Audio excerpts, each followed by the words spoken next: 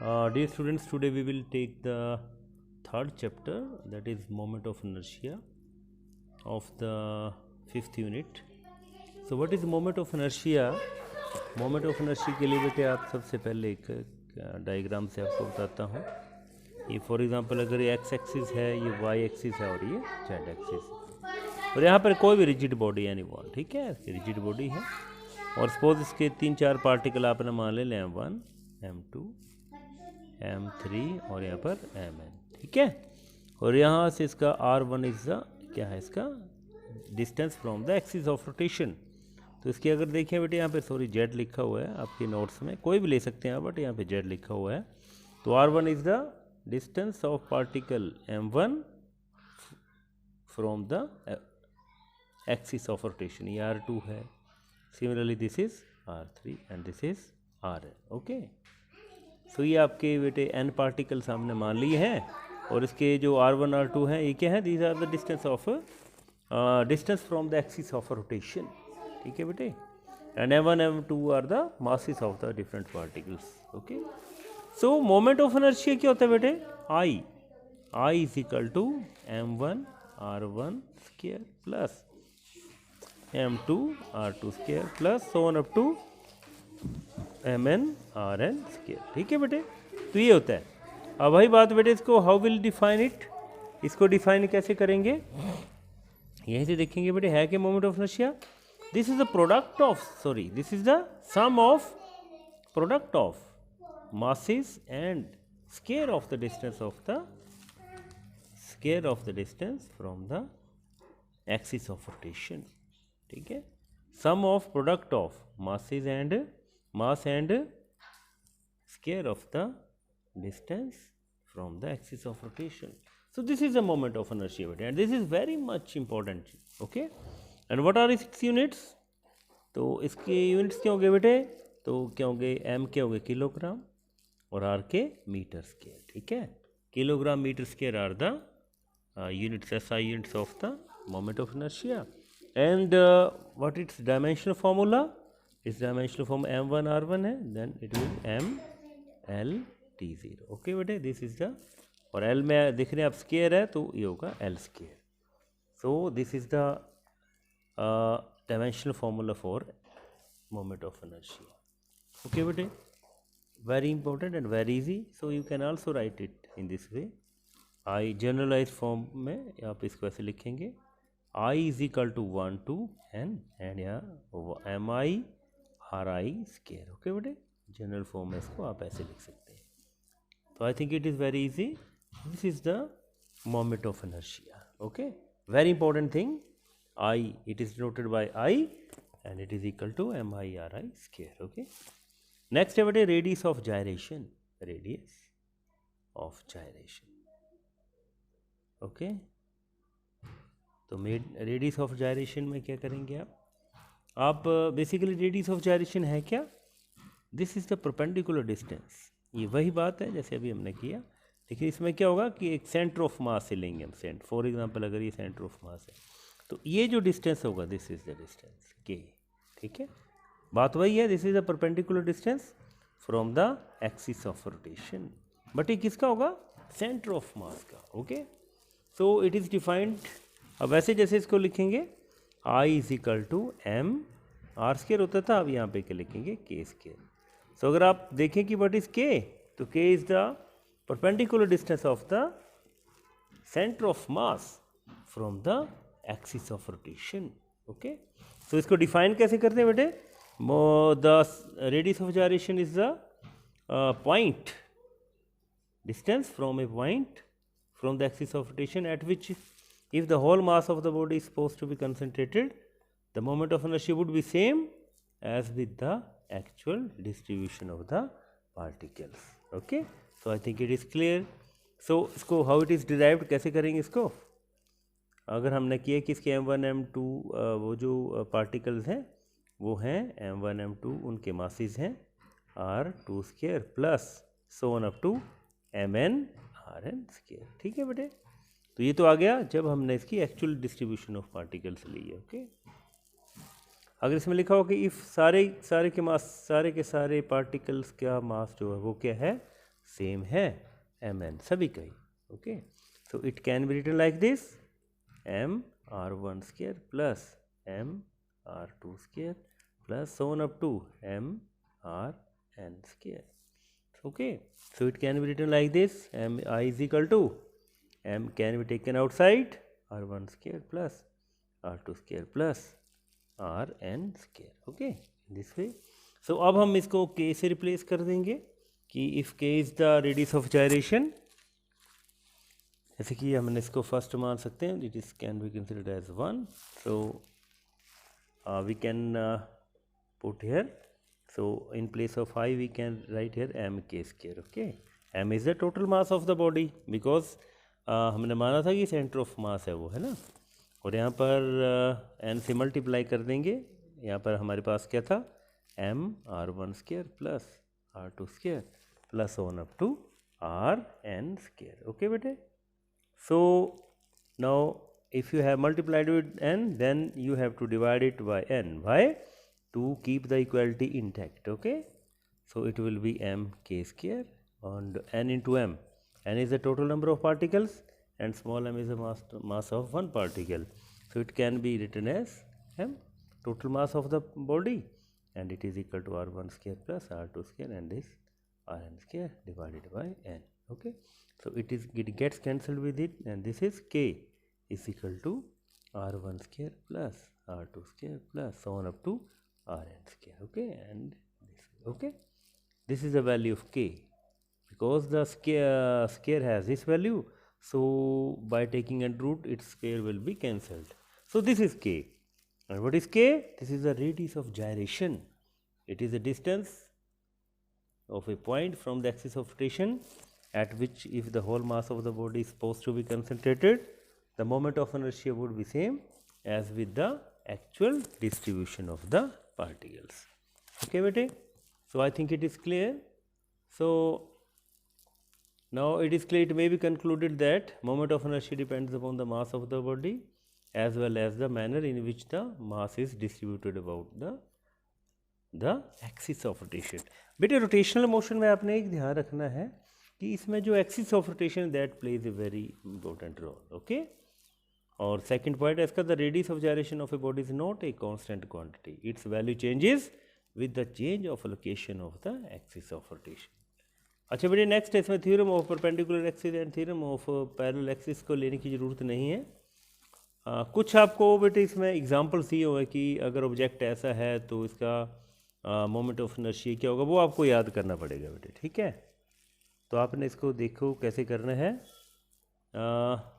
Object दिया जैसे first है thin road of length L, thin road of length L. ठीक है, अच्छा इसकी एक्सिस भी दिए बेटे, एक्सिस ऑफ रोटेशन कहाँ पर है, passing through the centre of and perpendicular to the rod. ठीक है, माना ऐसे करके रोड है ना बेटे, ये इन दिस वे.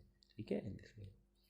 अगर आपने एक्सिस ऑफ रोटेशन कहाँ ली है, in this way perpendicular to the rod. ठीक है, देन इट विल बी, इसका जो मोमेंट ऑफ इनर्शिया होगा that will be equal to I is equal to 1/12 m l square. ठीक है, where what is l?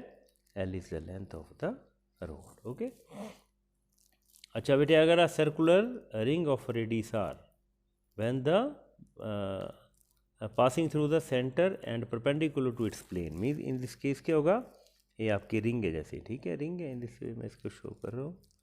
In this वे आपकी ring है और इसका जो जो है एक्सिस ऑफ रोटेशन क्या है, इन दिस वे प्लेन ऐसे करके है और इसको ये पास कर रही है, तब जिसका होगा I is equal to m r square. ठीक है बेटे, अच्छा यही है, लेकिन अब इसका जो एक्सिस ऑफ रोटेशन वो कैसे है, यही रिंग है बट इसकी एक्सिस ऑफ रोटेशन कैसे पास हो रही है, इन दिस वे. ठीक है, डायमीटर के लॉन्ग है, तब इसका जो मोमेंट ऑफ इनर्शिया होगा वो होगा 1/2 m r स्क्वायर. ठीक है बेटे, अच्छा solid sphere of radius r, कुछ मैंने पॉइंट करें कि अगर आपके पास सॉलिड स्फीयर है, ठीक है, और अलॉन्ग इट्स डायमीटर इसकी एक्सिस ऑफ रोटेशन है, then I will be equal to 2/5 m r square. ठीक है बेटे, तो ये कुछ एग्जाम्पल से बेटे इसके, तो आपने इसको बड़े ढंग से देख लेना है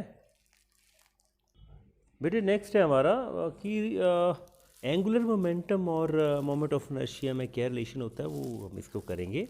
तो अभी तक हमें बेटा पता है कि बेसिकली एंगुलर मोमेंटम होती क्या है, we know that it is equal to R in cross P, ठीक है, या आर इंटू पी, ठीक है। अगर वेक्टर में लिखेंगे या ऐसे स्केलर में ऐसे लिख सकते हैं। बेसिकली एल क्या हुआ आर और what is P, linear momentum होती है मास इंटू वी, ठीक है। तो it can be written like this M V R, okay बेटे। ये क्या आ गई हमारी वैल्यू, this is the value of angular momentum, ठीक है। बेसिकली हमें रिलेशन फाइंड आउट करना है कि मोमेंट ऑफ इनर्शिया और एंगुलर मोमेंटम के बीच में क्या रिलेशन है।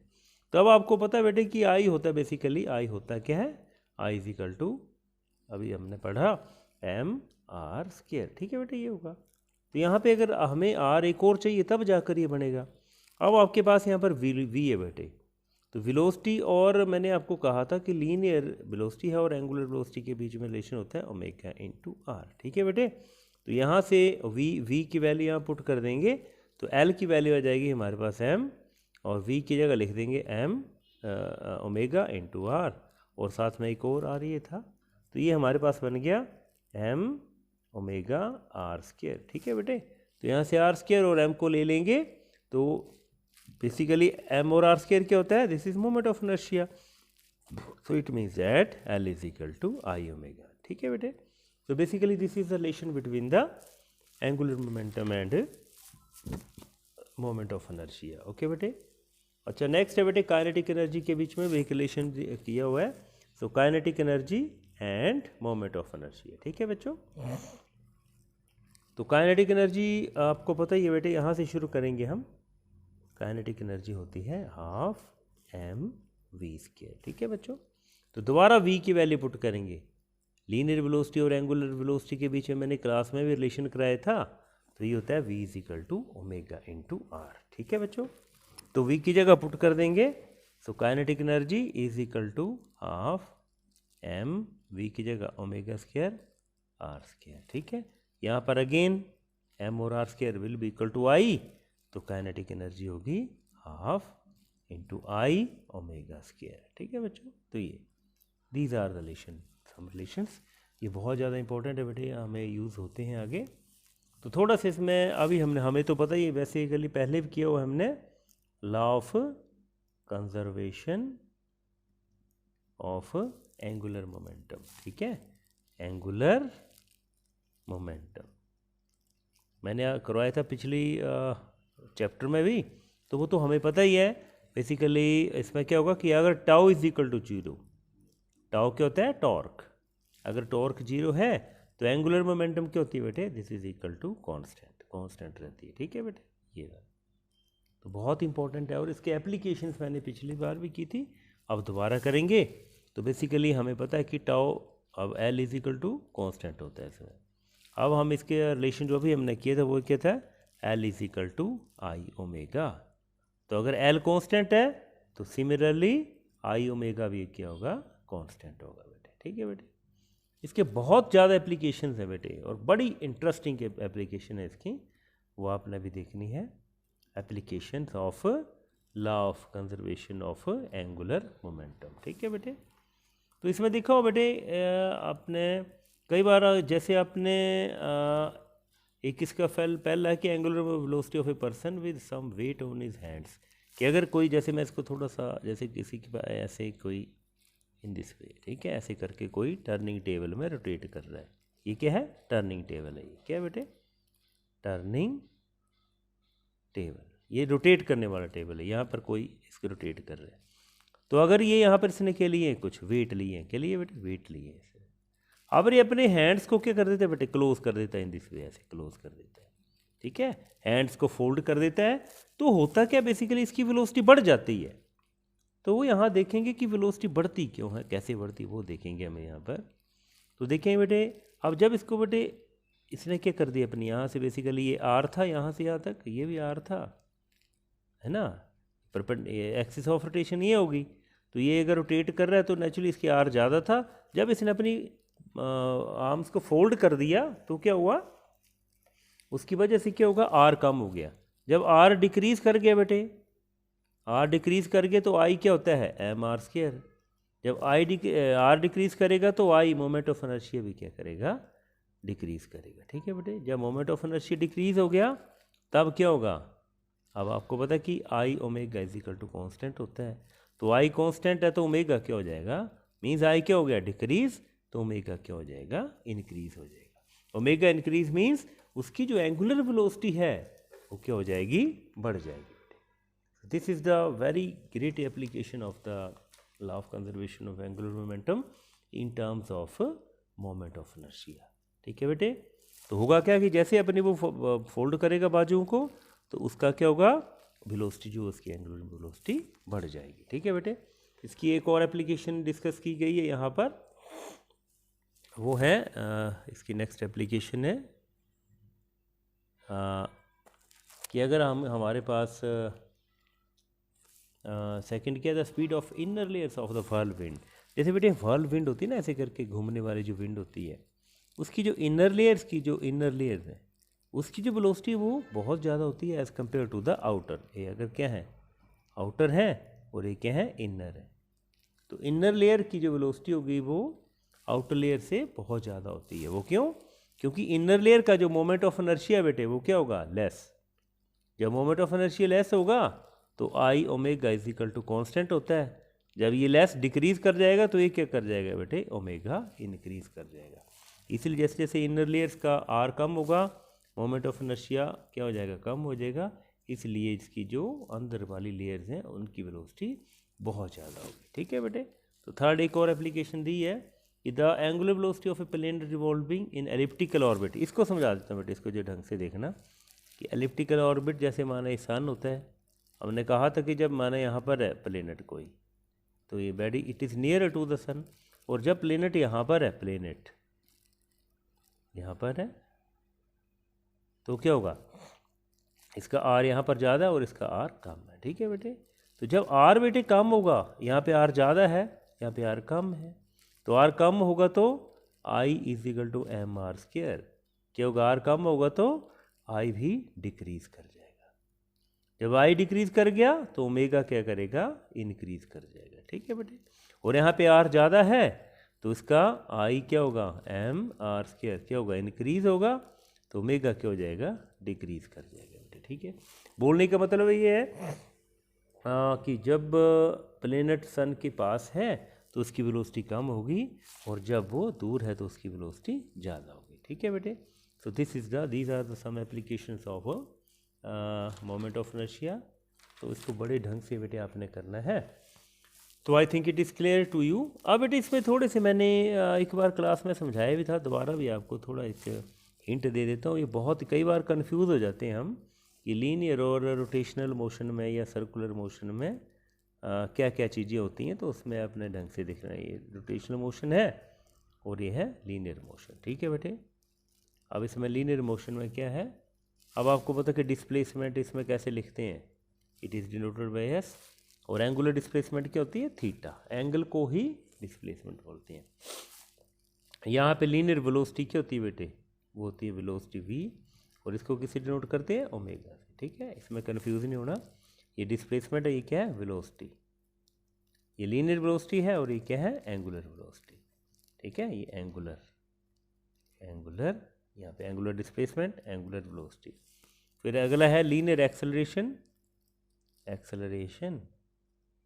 वो होती है ए से डिनोट करते हैं, और एंगुलरली एक्सेलरेशन को डिनोट करते हैं अल्फा से। ठीक है बेटे, एक और बेटे आपने ध्यान रखनी है, जो लीनियर मोशन में मास होता है, मास यहाँ पर क्या होता है, एम, और यहाँ पर हम मास नहीं लेते, यहाँ पर लेते हैं मोमेंट ऑफ इनर्शिया। क्या लेते हैं, moment of inertia denoted by I. बस ये चीज़ें अगर आपको क्लियर है तो कभी प्रॉब्लम नहीं आएगी।